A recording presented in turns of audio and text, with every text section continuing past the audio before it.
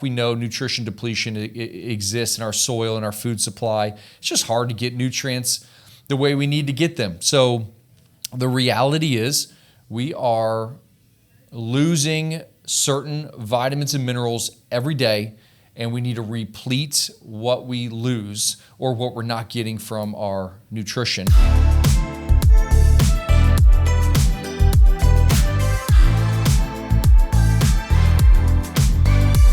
Welcome back to another episode of the Real Health Podcast. Today we are diving into all things supplements, but from a perspective of if I had to go back and with what I know now, what 5 supplements would I be taking daily that I'm taking now but didn't know about 20 years ago? And these are my 5. If you were to boil me down, like put me in a corner, boil it down to Dr. B, give me the 5, not 6, not 7, 5 recommendations. These are it. We're going to go through them, and I'll give you some honorable mentions at the end because, you know, it's hard to just say 5. But here we go. Let's talk through why supplements matter. First off, we know nutrition depletion exists in our soil and our food supply. It's just hard to get nutrients the way we need to get them. So the reality is we are losing certain vitamins and minerals every day, and we need to replete what we lose or what we're not getting from our nutrition. Number 1, I do believe a comprehensive mineral formula is at the top of every supplement list needs. I think that when you look at minerals, it's involved in, it's like the spark plug of the body. It's involved in enzyme reactions, every enzyme reaction, and yet most people are deficient because of lack of minerals in soil and because of processed foods. The benefits when minerals are adequate is that you have normal energy production. We get strong hair, nails, and bone density. We get a good thyroid function and hormone function. Specifically, the thyroid really loves certain minerals like selenium, like iodine that we're missing out on. Zinc is massive for the immune system. We get better hormone production, blood sugar management, especially when we get into like manganese. It's a massive blood sugar regulator, and obviously muscle function. So when we look at minerals, they practically affect every system of the body that's important, and we're deficient in them. So a complete mineral complex, I believe, should be at the top of your list. And if you want to even level up the minerals, I would suggest, why don't you do a complete mineral complex supplement and then add some trace minerals in your water first thing in the morning. Number 2, magnesium. We talk about it a lot because it's that important. If I could only really recommend 2 to 3 supplements, magnesium would be at the top of the list because, again, it's involved in over 300 different enzyme processes depend on magnesium. Magnesium is essential for energy production, specifically ATP. It helps create so much balance, but energy within your body. And what we see is when people start taking magnesium, they have better sleep, lower stress, better muscle recovery, headache prevention, better cardiac rhythm or muscle rhythm, heart rhythm support, blood pressure regulation. Magnesium can help you sleep deeper and recover better. It's great for bowel function. And there's so many different types of magnesium. And the big 4 are glycinate, threonate, malate, and citrate. With glycinate, I would say being the best recommendation at a couple hundred milligrams a day support for most people because it's sleep, stress, and recovery. When we get into threonate, it's a little bit specialized, more for the brain, crosses the blood-brain barrier, and is great for neurological function, whereas malate is more within the Krebs cycle, energy production of your cells, generating ATP. Think of that more muscle demands. And then citrate would be like, hey, I just don't have bowel regularity and you need to create some bowel movements in a season where you're trying to fix the gut, and that's where a lot of citrate, magnesium citrate can help. The molecule is so large it stays in the gut, doesn't cross the intestinal barrier. But it's not the best form. If you're asking me what the best 2 forms are, they're typically going to be glycinate and threonate. Magnesium, 300 enzyme reactions, it's that important. Number 3, vitamin D, A, K, E are your 4 fat-soluble vitamins. A, D, E, K are fat-soluble vitamins found within animals that when we consume, they help with immune function, bone health, brain function, hormones, vision, cardiovascular health. It's massively depleted in most people. Most people just hear about vitamin D. There's a little bit of awareness on vitamin K when those are combined for bone density. And then there's a subtle amount of information on vitamin A because of its immune properties related to certain viral loads. But man, vitamin E is a potent antioxidant and should be considered a part of a wellness regimen.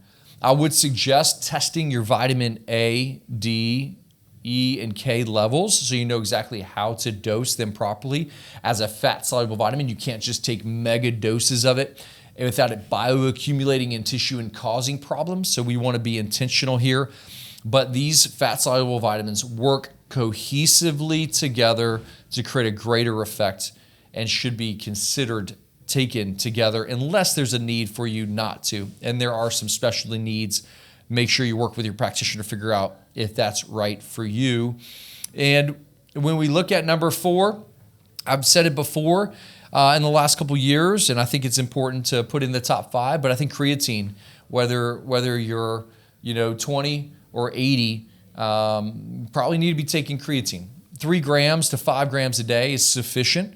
It's been studied for headaches, muscle recovery, muscle atrophy prevention. I think this is massive for as we age. We lose 1% of muscle per year after the age of 40 unless we do something about it. So sarcopenia prevention. Muscle is a longevity organ, so making sure that we're building muscle mass as much as we can. Creatine helps with that. Creatine also helps generate energy, ATP, the energy molecule of your mitochondria, your cells, need creatine. So that creatine phosphate, that phosphate is donated to make adenosine triphosphate, and that makes life go round and round inside of the mitochondria. Mitochondrial dysfunction is at the core of many chronic health issues. Creatine can help raise natural ATP levels and be significant. And there's been some great studies on it in terms of brain energy, cognitive performance, headache and migraine prevention or reduction of symptoms. And so we should definitely consider it as not an athlete supplement, but something that most people would benefit from. Number 5 is going to become out as a surprise. It's not omega-3s. It's not probiotics. It is amino acids. If you were to say, hey, what is a top 5 supplement recommendation? Free-form essential amino acids, I think, are an absolute game changer.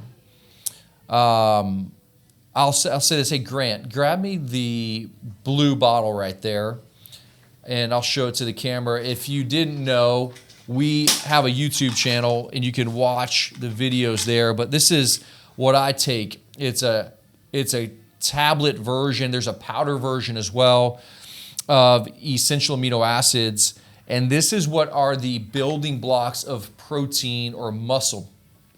It's essential for neurotransmitters to be made in the brain. Essential amino acids are necessary for detoxification to happen, for you to build muscle. It is something that we're severely malnourished in. We don't get enough protein. What I love about essential amino acids over whey protein or other protein powders is it doesn't raise blood sugar levels. It doesn't spike insulin or insulin growth, IGF-1 insulin growth factor. You can take it and stay in a state of fasting. It is really non-impactful to your insulin. And so I take it first thing in the morning on an empty stomach, getting those amino acids to fuel my energy systems as I'm fasting, usually for a few hours. So I think, when we look at essential amino acids, it is necessary for muscle protein synthesis, tissue repair and healing, healthy immune function, neurotransmitter, like I mentioned, neurotransmitter production in the brain, hair, skin, nails. We see it as recovery from exercise and illness. Like when I come off a fast, I slam essential amino acids. And there's a ton in bone broth, so you can get it from that source. But honestly, I think supplementing with it, I would put that in a top 5, especially if you're over the age of 40, your essential amino acid levels start to lower. Again, sarcopenia prevention or prevention of muscle mass loss. And if you struggle to eat enough protein, this is a great way. A couple tablets gets you 20 grams, equivalent 20 grams of protein. That's crazy to me.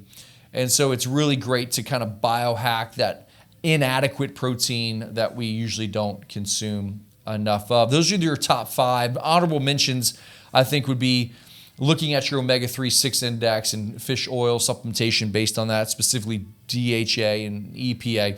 I think probiotics can be good at times. I do think there's some benefit to glutathione and liquid-based antioxidants like turmeric and resveratrol. But if you were to give me the 5 that are staples for daily use that most people need, those are my top 5.